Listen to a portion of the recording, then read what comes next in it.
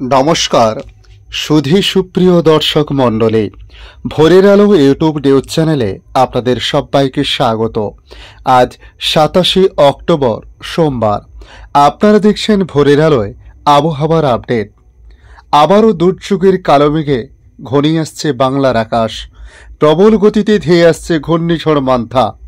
দক্ষিণ ভারতের রাজ্যগুলিতে ইতিমধ্যে চরম দুর্যোগপূর্ণ আবহাওয়ার পূর্বাভাস দিয়েছে হাওয়া দপ্তর। বাদ যাচ্ছে না বাংলাও।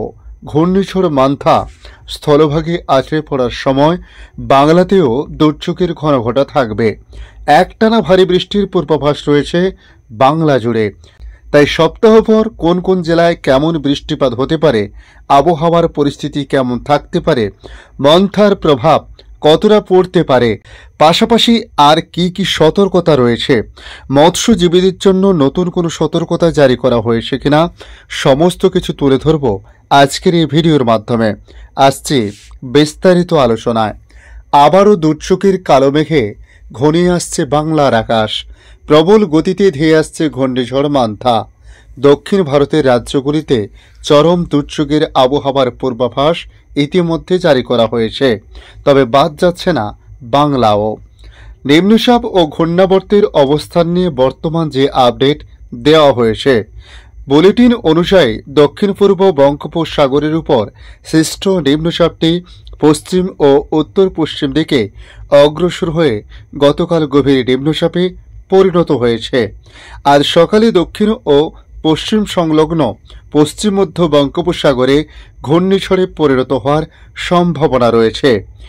এরপর সেটি উত্তর পশ্চিমে ও পরে উত্তর উত্তর পশ্চিম দিকে অগ্রসর হয়ে আগামীকাল মঙ্গলবার সকালে প্রবল ঘূর্ণিঝড়ে পরিণত হওয়ার সম্ভাবনা রয়েছে। এরপর গভীর নিম্নচাপটি উত্তর ও উত্তর পশ্চিম দিকে আরও অগ্রসর হয়ে আগামীকাল সন্ধে বা রাতের দিকে অন্ধ্রপ্রদেশের উপকূলে মছলিপত্তনম ও কলিঙ্গপত্তনমের মধ্যে কাকিনাড়া অঞ্চলের কাছাকাছি স্থলে প্রবল ঘূর্ণিঝড় আকারে আঘাত হানতে পারে। ল্যান্ডফলের সময় বাতাসের সর্বোচ্চ গতি হতে পারে ঘন্টায় 90 থেকে 100 কিলোমিটার। দমকা হাওয়ার গতিবেগ ঘন্টায় 110 কিলোমিটার পর্যন্ত পৌঁছতে পারে বলে জানিয়েছে হাওয়া অফিস। তবে বঙ্গের আবহাওয়ার পরিস্থিতি কেমন থাকতে পারে, এই মন্থার প্রভাব কতটা পড়তে পারে, সে বিষয়ে হাওয়া দপ্তর যা জানাচ্ছে, ঘূর্ণিঝড়ের প্রত্যক্ষ কোনো প্রভাব না পড়লেও বঙ্গের উপকূলে আগামীকাল 28 থেকে 30 অক্টোবর পর্যন্ত সমুদ্র থাকবে উত্তাল। ঘন্টায় 35 থেকে 45 কিলোমিটার বেগে ঝোড়ো হাওয়া বয়ে যাওয়ার সম্ভাবনা রয়েছে। দমকা হাওয়ার গতিবেগ 55 কিলোমিটার পর্যন্ত হতে পারে। সমুদ্র উত্তাল থাকার কারণে 28 থেকে 30 অক্টোবর পর্যন্ত বাংলার মৎস্যজীবীদের সমুদ্রে না যাওয়ার পরামর্শ দেওয়া হয়েছে।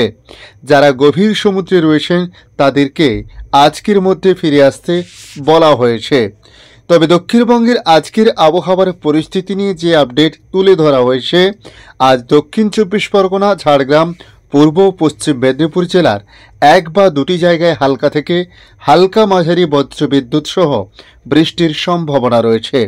বৃষ্টি বাড়তে পারে আগামীকাল থেকে, অর্থাৎ মঙ্গলবার দক্ষিণ 24 পরগনা, পূর্ব মেদিনীপুর জেলার কয়েকটি জায়গায় ভারী বৃষ্টিপাতের সম্ভাবনা রয়েছে। বাকি জেলাগুলির কিছু জায়গাতে বজ্রবিদ্যুৎ সহ হালকা থেকে মাঝারি বৃষ্টিপাত হতে পারে। এছাড়া উত্তর ও দক্ষিণ 24 পরগনা, কলকাতা, হাওড়া, হুগলি, ঝাড়গ্রাম, পূর্ব পশ্চিম মেদিনীপুরে প্রতি ঘন্টায় 30 থেকে 40 কিলোমিটার বেগে ঝোড়ো হাওয়া বইতে পারে। আগামী বুধবার দক্ষিণবঙ্গের সমস্ত জেলার অধিকাংশ এলাকাতে বজ্রবিদ্যুৎ সহ হালকা থেকে মাঝারি বৃষ্টি হওয়ার সম্ভাবনা রয়েছে। উত্তর ও দক্ষিণ 24 পরগনা, হাওড়া, ঝাড়গ্রাম, পূর্ব পশ্চিম মেদিনীপুরের কিছু জায়গায় ভারী বৃষ্টির সম্ভাবনা রয়েছে। সেই সঙ্গে ঘন্টায় 30 থেকে 40 কিমি বেগে ঝোড়ো হাওয়া বইতে পারে বলে পূর্বাভাস দিয়েছে হাওয়া অফিস। বৃহস্পতিবার দক্ষিণবঙ্গের সমস্ত জেলায় বজ্রবিদ্যুৎ সহ হালকা থেকে মাঝারি বৃষ্টির সম্ভাবনা রয়েছে। বীরভূম, মুর্শিদাবাদ ও পশ্চিম বর্ধমান জেলার কিছু জায়গায় ভারী বৃষ্টিপাতেরও সম্ভাবনা রয়েছে। এছাড়া দক্ষিণবঙ্গের কিছু জায়গায় 30 থেকে 40 কিমি বেগে ঝোড়ো হাওয়া এবং বজ্রপাতের সম্ভাবনা রয়েছে। শুক্রবার সমস্ত জেলার অধিকাংশ এলাকাতে বজ্রবিদ্যুৎ সহ হালকা থেকে মাঝারি বৃষ্টির সম্ভাবনার কথা বলা হয়েছে। এদিকে উত্তরবঙ্গের আবহাওয়ার পরিস্থিতি নিয়ে বলা হয়েছে, আজ সেভাবে বৃষ্টিপাত না হলেও আগামী 5 থেকে 7 দিন ধীরে ধীরে বৃষ্টির পরিমাণ সামান্য হলেও বাড়বে বলে জানিয়েছে হাওয়া অফিস। তবে এই ঘূর্ণিঝড় মান্থার প্রভাব কলকাতায় কতটা পড়তে পারে সে বিষয়ে হাওয়া দপ্তরের সর্বশেষ রিপোর্ট থেকে আমরা যেটুকু তথ্য জানতে পেরেছি, কলকাতায়ও বৃষ্টি শুরু হতে পারে মঙ্গলবার থেকে ঘূর্ণিঝড় মান্থার প্রভাবে। বুধবার কলকাতায় হালকা থেকে মাঝারি বৃষ্টির পূর্বাভাস রয়েছে। আজকের আপডেট এই পর্যন্ত। পরবর্তী আপডেটের জন্য আমাদের এই ইউটিউব নিউজ চ্যানেলটিকে সাবস্ক্রাইব করে কাছে বেল চিহ্নতে ক্লিক করে অল চিহ্নতে প্রেস করে রাখার জন্য রিকোয়েস্ট করলাম। পাশাপাশি আপনারা কোথা থেকে ভিডিওটি দেখছেন অতি অবশ্য কমেন্ট বক্সে কমেন্ট করে জানাতে পারেন। ধন্যবাদ।